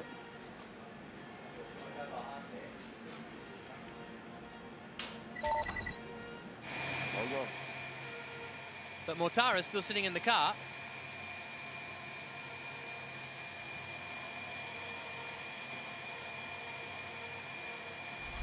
Waiting to head out. Now here's a look at René Rast's first corner. Again, keep an eye on the right-hand side. He had that huge slide, actually, didn't he? Yeah, I mean, he's all look at the tire well. marks he's left. Yeah, look. So there's no doubting any of these. So that's bit that's somewhat confusing me, because I thought there's a loop there. So I think when Scott Elkin says we're working through a process, there's some issue with the timing loop. It's not triggered, right? Because all these three, because in the group practice, stages, they would have gone. Yeah, no, but in the group stages as well, it was triggering people. So I wonder if something's happened between the group stages that means and the duels. That means alternating. so they're having to do this manually. So well, hang on, René's gone to get back in the car. Why is he back in the car? His time's being deleted. Yeah, I know, but he spoke to Radzi, and that gave him such a thrill that he thought, I'll go get back in the car, because they would have known that Mortara's lap time were under investigation. So if Mortara gets knocked out, then Rast gets through to the semi-finals, but his lap time's been deleted too. Right. Who's in? Buemi? I don't know. Yes. Buemi and Evans, probably. We think, yeah. And then Jean-Eric Verne. Yeah, okay. But Verne might be the only one in the semi-final. He might be driving semi-final against out on his himself. own. Yeah. You go get in the Gen 3 the Gen 3 car, demo car, in the demo car, and give it a go. Well, the ABB FIA Formula E World Championship continues to surprise. Round 4 here in Hyderabad. Brilliant event, by the way, having a lot of fun out here. I tell you, it's. I was speaking to some friends yesterday. The local promoters have gone to such the fact that I have friends and you don't. All right. They've gone through such lengths to try and get people into the event. I met 2 people, Jack, in our hotel who'd flown in from the UK. They were people from Hyderabad who now live in the UK, and they flew in just for this weekend because he says the state have put on such a lot of promotion to support the event. They just like, we have to be here. They've flown in just for the weekend. So, with the lap times deleted of Bird and Mortara, it means that Verne wins the 3rd quarter-final, but it means no one wins the 4th quarter-final. So Jean-Eric Verne is through to the semi-finals by himself. There he is, ready to go. So from looking like starting 5th on the grid, he's now on the front row of the grid. It's just been confirmed on TV that you will be doing your semi-final with a Phantom.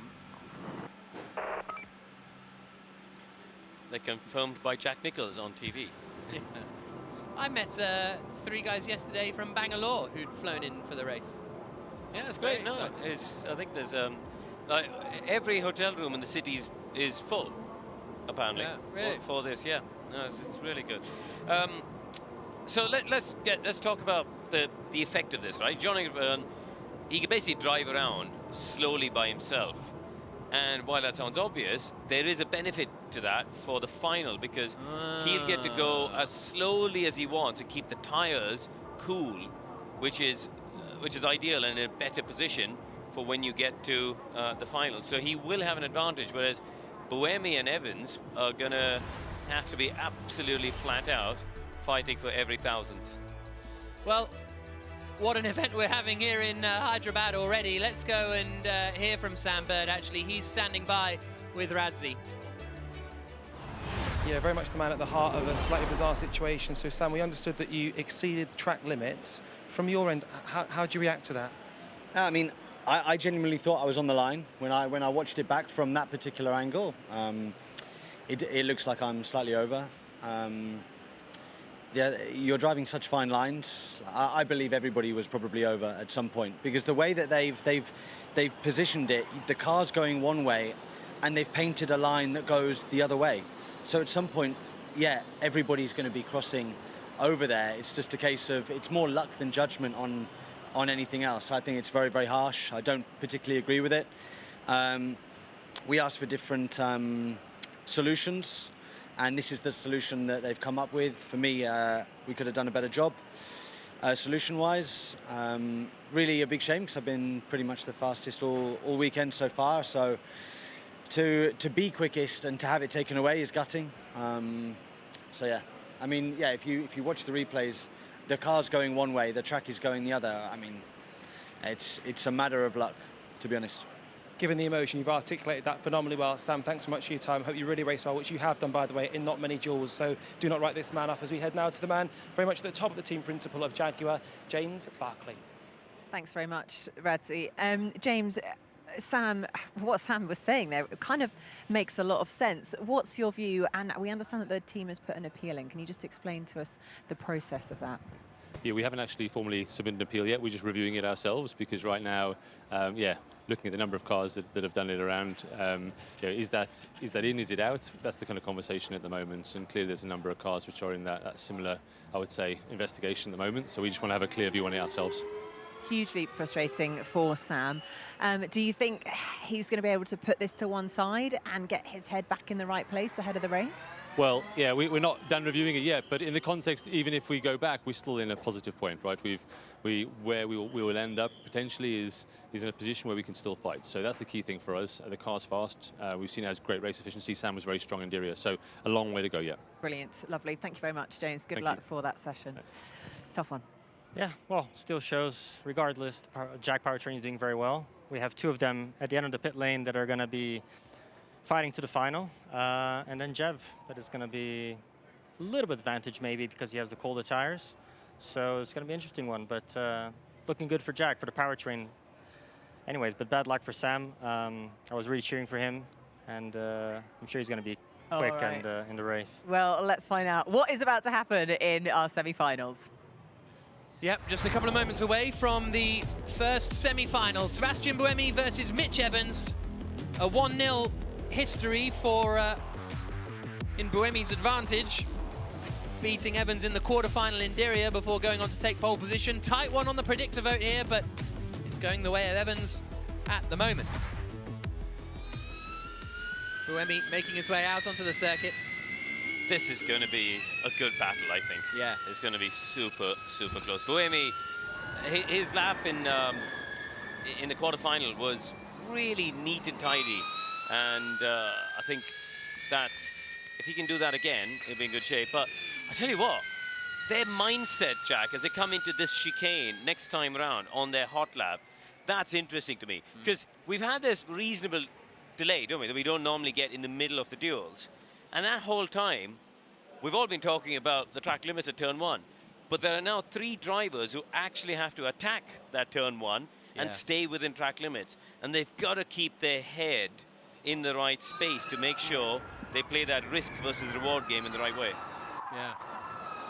Jean-Eric Verne just asked on the radio, if Buemi and Evans do track limits on this one, then will he be by himself in the final as well? So we'll wait and see. I'm sure these two won't now. So, semi-final 1 coming up. Buemi versus Evans for a spot on the front row of the grid, both looking for their second front row start of the season. You know, all week we've been talking about the hype around Mahindra, home race for them, etc. And there's been a huge amount of expectation. But it's actually a home race for this team as well. Jaguar, owned by the Tata Group, they've got thousands of people here. Thought we were getting some Evans radio. Yeah, I mean, huge expectations on Mitch Evans to deliver. Here we go, Jack. Let's look at their commitment into this first chicane. Well, they both look like they made it through. Yeah, I think that was pretty neat.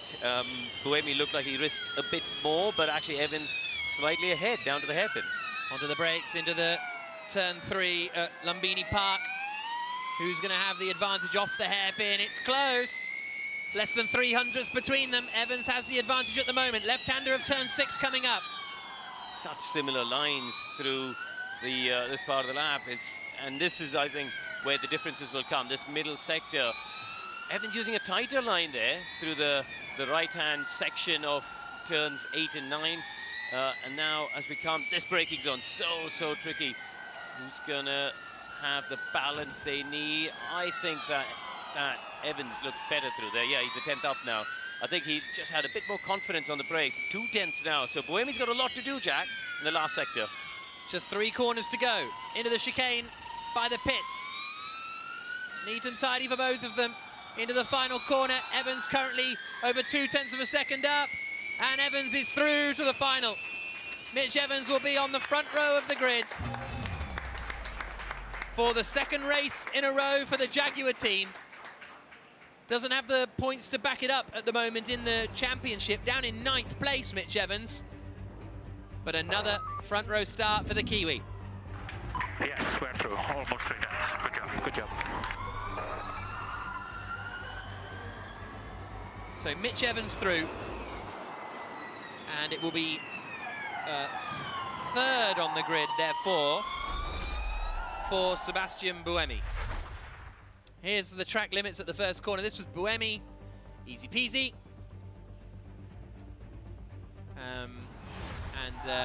Evans was as well when we had a look at that on board when the lap started. So both of them clear, both of them, well, not through, only Evans through. Right, here we go then. Jean-Eric Vergne. Right, I'll pick first on this one. I'm going Jean-Eric Vergne to advance through from this semi-final. I don't know why he's going so quickly. Here he comes into the first corner. Maybe he's using it as practice, which is actually quite a good idea as well. Yeah. You know, maybe he's just he's thinking about the fact that they can use the other set of tires for the final, and he'll actually use this lap to practice for the final, get his head in the right space. So that's a good idea as well. So because Mortara, Rast and Bird all got their lap times deleted for track limits, it means that Jean-Eric Vergne is in this final by himself. And I guess you might be wondering, why can't he just go through to the final, and why have him run by himself? But I guess we've got to go through the due process and have a semi-final. Yeah, because yeah, exactly. You know, let's say he did track limits on this lap, then he wouldn't get to do the final, right? Yeah. So you have to go through the process. He's also got to set a lap time. Yes. Just sort of in order to progress through. You can't advance through from the semi-final if you don't set a lap time. So here comes Vergne into the final corner, and his lap time is a 13.4. It's a quick old lap from Vergne. That's quicker than he went in the quarterfinal. So absolute push. Penske are back, aren't they? Yeah. They really look like they've unlocked the performance. I really wonder whether, you know, in Saudi, it was cold, Jack, wasn't it? It was so cold when we were there. Mexico wasn't super hot either. And I wonder in these higher temperatures whether they're able to get the tires to work. And that would tie in with being fast at Valencia, because Valencia is a much more abrasive surface than you have at a street track. You got higher speed corners, longer radius corners, you can generate temperature, and they were fast there. So yeah, I think in these hotter temperatures, and maybe as we head into the summer and you go to places like Cape Town and Sao Paulo. Yeah. So we might as well check Jean-Eric Vergne at turn 1 and 2 for track limits. And oh, that was great. I mean, the rear right was not exactly comfortable. No, but I thought that was really good. 'Cause what he did on the right-hand part of the curb, he got the wheel over the inside curve and had a really sort of controlled, balanced slide, and did a very good first sector time off the back of that. So yeah, that was good.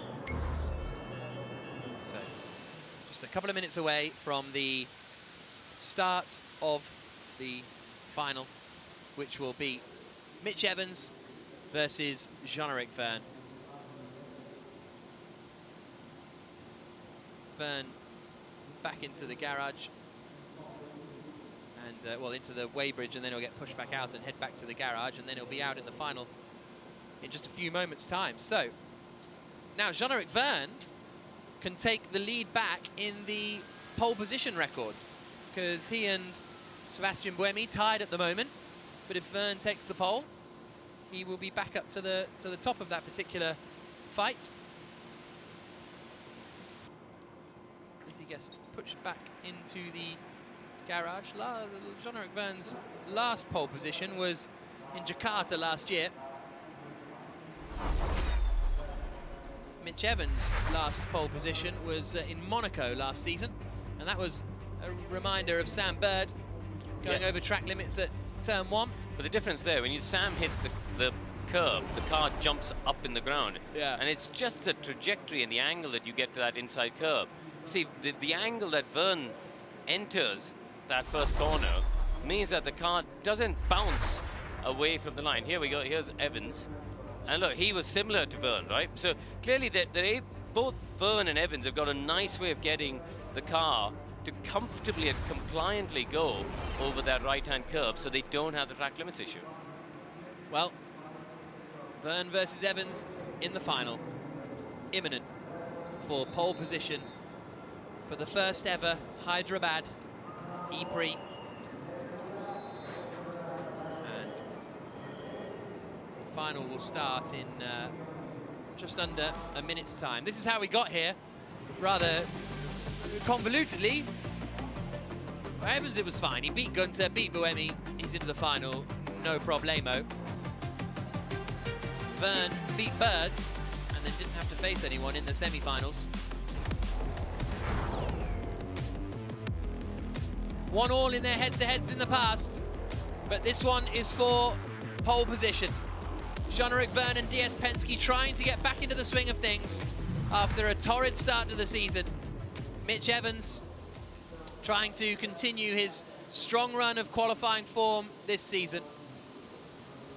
Mitch Evans has consecutive front row starts for the first time since early 2020, back in season 6. And he was on the front row in Santiago and then Mexico City. Right, here we go. Big pressure lap for both of these drivers. So, as you said before, Jack, they get sent out 20 seconds apart. Jean-Eric Verne going first. It's been 7 years since Penske's last pole position. Jerome D'Ambrosio in Mexico City in 2016. And they've only had 3 poles in their history. Mitch Evans, meanwhile, had his last pole position last year. Same deal. Let's keep in mind out lap pace. Do you want your engineer to say, hey, don't forget about track limits? Or are you then just going to go? No, because you're thinking about that. But what you want to know is just what you need to do in terms of tire prep and get it in the right window. So that's what we're talking about. Same build lap means do it at a similar pace and just get the tires in the right window. I think the Hankook tires are tricky to get in the right window. I can see the head of motorsport for Europe, Manfred Sandnickler, here standing next to us, actually, Jack, in the other commentary box, and he's one of the key people responsible for these tires, and the drivers who are driving them need to make sure they're in the sweet spot for this lap. But here we go. Mitch Evans about to start, but Jean-Eric Verne has already come through about 20 seconds ahead of him. So across the line comes Jean-Eric Verne and down towards the first corner. Oh, that was so committed. Wow, that was really, really impressive. But only 20 thousandths of a second. Evans a much cleaner, neater run. Didn't really get a slide. I wonder if yeah, there we go, quicker than Jeff there. It did look like a cleaner run. Down to the hairpin. Can he get the car stopped? Get the nose into the apex?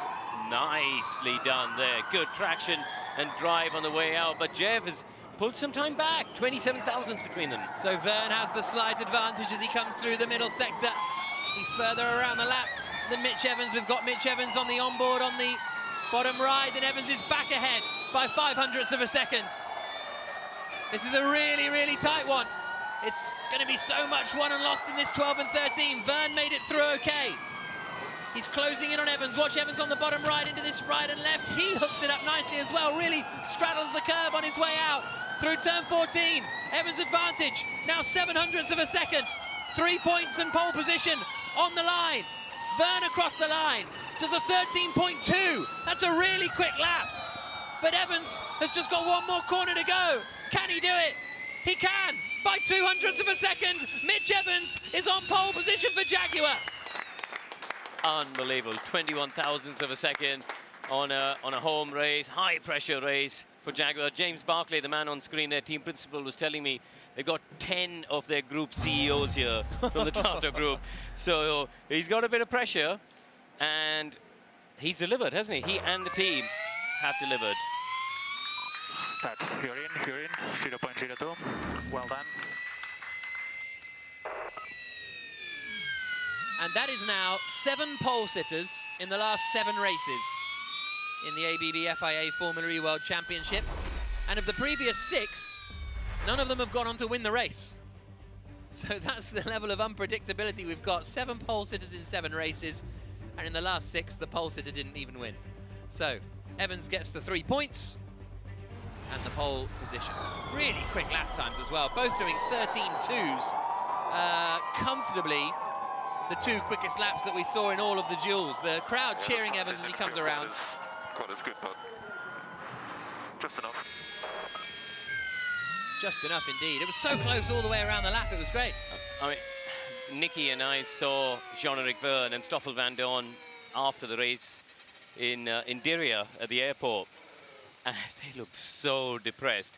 So I think if you had told them that they were going to come back here, DS Penske, and get a car on the front row, I know Stoffel's not there, but they would have bitten your right arm off. Yeah. Let's just check, shall we? That was perfect. Perfect. Look at that on the white lap. That right rear was... You cannot get closer than that, but that was perfect from Mitch Evans. So Mitch Evans takes another career pole position, climbs out of the car in the FIA garage, and that is only his 4th pole position in Formula E for such a regular front runner, but it is now a strong pole position. And there's some of the CEOs aforementioned, I imagine. And a really bit, look at Barkley just watching the... They were all waiting till we played the replay. That's amazing. The whole Jaguar team waiting till we played the replay of the track limits before celebrating. Our director has the ability to spread joy, clearly. He does, he does. Well done, Mike.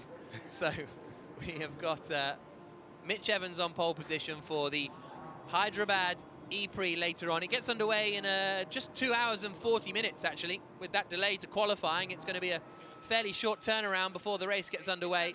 Verne on the front row alongside him for DS Penske, so he's still tied on 15 with the most poles in Formula E history with Sebastian Buemi is Jean-Eric Verne. DS Penske's first front row start since Sergio Sette Camera in Diriyah a few years ago.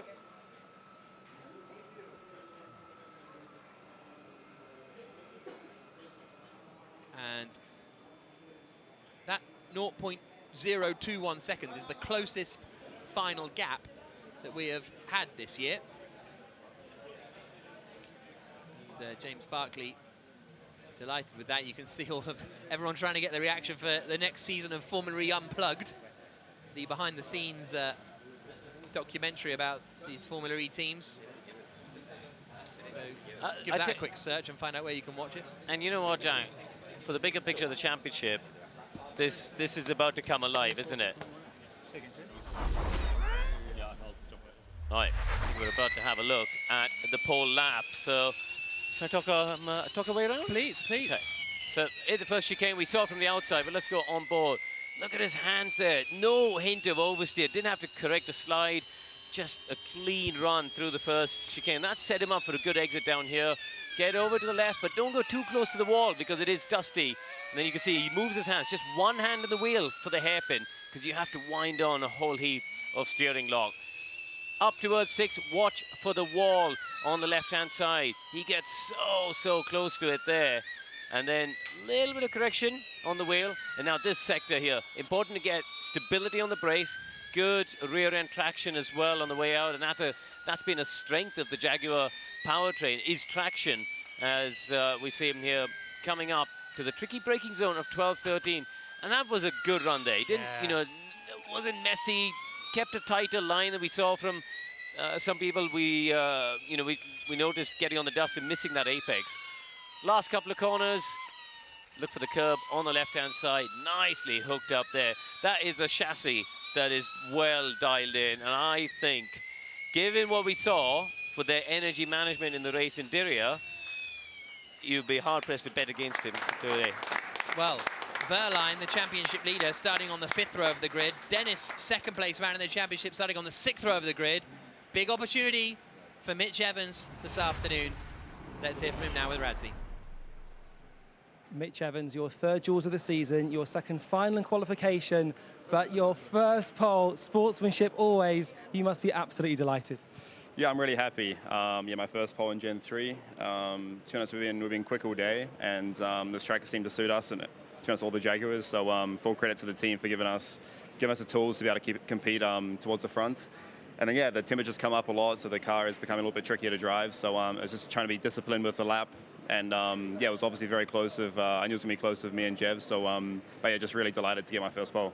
You talk about discipline. In terms of that turn 2, there were lots of controversy over that track limitation. Not the case with yourself. That was turn 2 perfection. It was on the limit.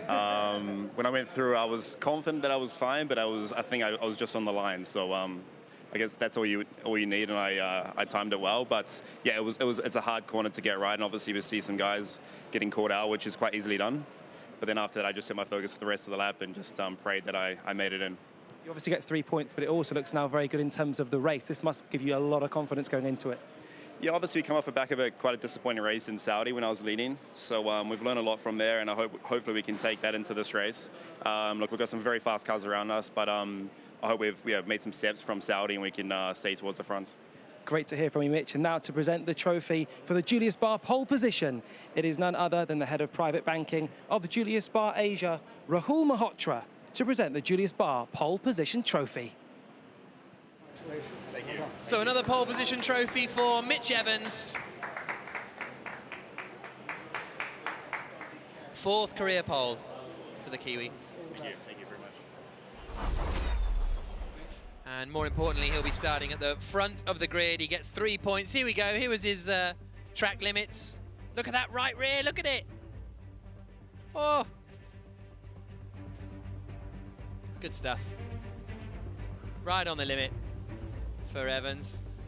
And then this was a really nice sequence at turn 12 and 13. Oh no, this is earlier at turn 8 and 9, but really strong stuff from Evans, and another pole position, 200ths ahead of Jean-Eric Verne, who will have a front row start and who will be back towards the front of the field after a difficult qualifying in most of the races so far this season. It was his first time in the duels, Jean-Eric Verne. He was 11th on the grid, was his best qualifying of the season so far, and now he's put it on the front row, missing out by just 0.2 of a second. And let's hear what the 2-time champion has to say. He's with Radzi. John Egbert, in an amazing turn of events. We thought you were going to be 5th on the grid. You've ended up being on the front row. How are you feeling after that duel?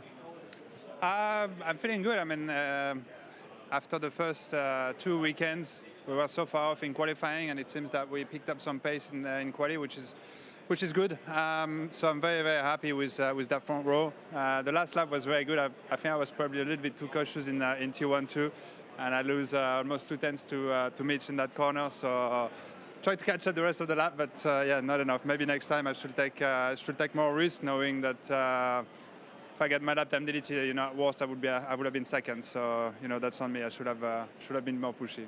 It's great to see you with a smile on your face. It's been a tough season. What does this do for kind of how you feel? Season is short, huh? I mean, the first 3 races were not good, but we don't give up as a team. We have many races to go. We have a lot of people working around the clock to try and make this car better, and I'm very glad to see that the hard work is paying off. Now we have to deliver a good race. And try and have the same kind of performance for all the races to come. And if it's like this, we would have forgotten the first 3 races, and we're going to try and catch up in terms of points. Race well today. Thank you for your time. Well, what a qualifying session, Nelson. I mean, no one would have predicted that. Fantastic result for both DS Penske and the Jag guys.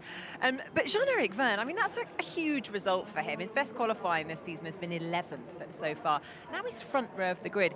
Is this going to be a recovery race for the DS Penske team? Is this when things start to go well for them? Look, Jev and Mitch, in my opinion, are one of the best drivers over 1 lap. I mean, it's really hard to beat these guys. And what we saw now even was all the tension behind for the chicane, the track limits and all of that. I mean, Mitch did an amazing job. I mean, both of them, obviously, they're, for me, the top. Maybe there's one other driver in the whole grid that can beat them, but so it was amazing to see both of them extracting everything. Such quick lap of both of them. But for the race, I do think Jag still has the upper hand when it comes into efficiency and everything. So I think they have a very good chance this weekend today to have a 1-2 with Sam and Mitch. Wow. Well, there we go. I mean, that would be really exciting for the team and very well deserved because, you know, they have put in so much effort. The team have worked so hard to get the results this season that maybe they were lacking and it's their home last race. season. Imagine doing a 1-2 in sort of their home race. It But is. You know, it is in a way as well. So really happy for them. I mean, it's going to be an amazing race. Well, let's hear from our poleman, Mitch Evans, who's with Karun. Mitch, home race for the team. James Barkley told me there are 10 Tata CEOs here, and you've delivered. So let's take a look at your lap. I didn't know that, Soz, but I'm glad I know that now. Okay, well, no pressure for the race. Let's take a look at it. First, tell me about your mindset for the first chicane, because we saw a delay with the track limits and lots going on. What was your mentality here in terms of risk versus reward? It's a really tricky one. Obviously, we saw some guys get caught out, but if you're a little bit too cautious, the time loss is huge. Yeah. So obviously, the main focus is turn 2, and it's just about positioning the car.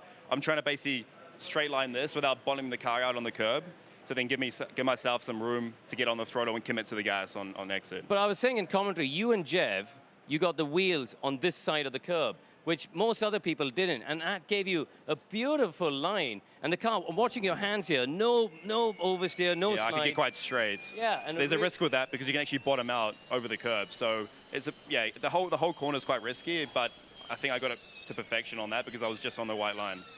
Right, let's get down to the hairpin. One hand on the wheel. That's really tight, isn't it? It's quite a tight track, quite tight corner, but it's a massive braking zone. It's our top speed and our biggest sort of braking that we've had in Gen 3. So I got that right, and then this next section where I'm going through now, this is when the rear, with the temperature coming up, becomes really tough. And I actually made a mistake right here. I actually lost the rear. Oh yeah, there you go. And I think I lost probably a good 10th. Okay. Yeah. And I just, then after this, I was like, okay, just keep the car nice and straight. Now, I want to ask you about this braking zone, because all day we've seen people struggling. Yeah, braking stability. You know, I'm watching your hands, you're just seesawing. But at some point, it grips up here, I guess. Yeah, and then you get a lot of understeer. So you get instability and then a lot of understeer. And then obviously to find that late apex is really tricky. And then obviously, in the lap is relatively straightforward. It's about being disciplined with the braking point here to roll the speed through. And it's a slow speed section, so you can bleed a lot of lap time. And actually, it's not been the best sequence for me. I think Jeb was maybe a little bit quicker than me through there, but it was enough to get it done. All right, listen, super job so far. This is the chance for Jaguar to get back at Porsche. They haven't got any of the cars in the duels. This is a chance for you guys to get some big points on the board. So good luck this afternoon. Thank you guys. Thanks. Cheers. Well, great to hear from a very confident Mitch Evans there. The question is, will he manage to continue at the front of the row of the grid? I'm sure he will. I mean, Mitch has been always good in qualifying, but equally in the race, he's been really good. So they have amazing powertrain at the moment. So my prediction is Mitch after qualifying. It's I'm going to have to stop you there because we are almost ready for the race. Join us in 2 hours to find out if track limits will be an issue or if Mitch will continue to the top. International motorsport returns to India for the first time in a decade. And there's the move! Whoa, forces it around the outside! Time for the first ever Hyderabad E-Prix.